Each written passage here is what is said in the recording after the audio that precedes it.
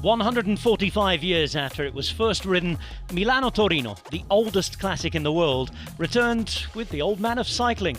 Alejandro Valverde up against Primož Roglic, Tadej Pogačar, a stellar start list with a brand new world champion Julian Alaphilippe wearing his rainbow bands too. The race would begin in Magenta, just outside of Milan, and head over the Po Plain with a couple of climbs along the way, Simone and Cigliano, and then two ascents of the famous Superga climb, where the race would finish outside the Basilica after 190 kilometres. The race back to being an attackers and a climbers race after a sprint edition 12 months previous that had been won by Arnaud Démare. It would be in the crosswinds on the plain that the race would initially split.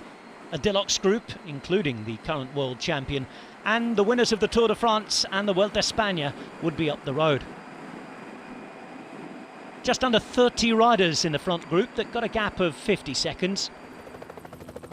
This with just under 40 kilometres to go. That gap reduced though as the riders came close to the first passage up the climb to Superga. The fact it reduced to around 20 seconds meant that Adam Yates could get across. A couple of other big name riders would follow him, but near the top of the first ascension and on the beginning of the local lap, Mauri van Sevenant, one of 6 riders from the Koenig Quick-Step who'd found themselves in the front group, would attack.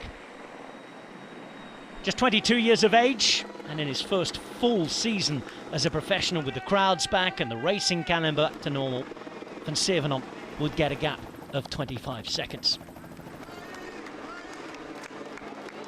Rafał Majka on the final climb would make a move. Julian Alaphilippe would follow him. But that would do for both of them. They were then caught as Adam Yates put on the pressure to first bring back van Sevenant and then force a selection with only a select group of riders able to follow him.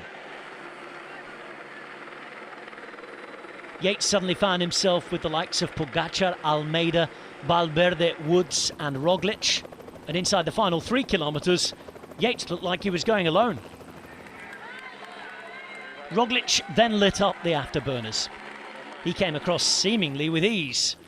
2.5 kilometres to go, it will be Yates and Roglic, and on the final ascent to the line, Yates put in his big dig. He looked very close to snapping the elastic, but Roglic reacted, Roglic went, Roglic burned Yates off his wheel. A 60th win of Roglic's career to date.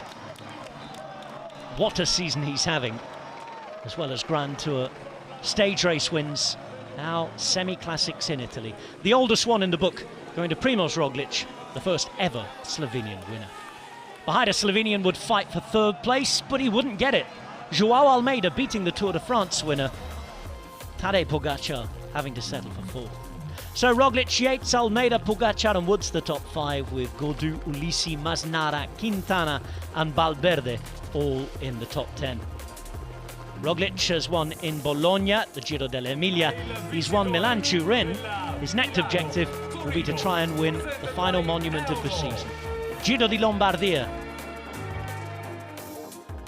He will go into the race in exceptional form.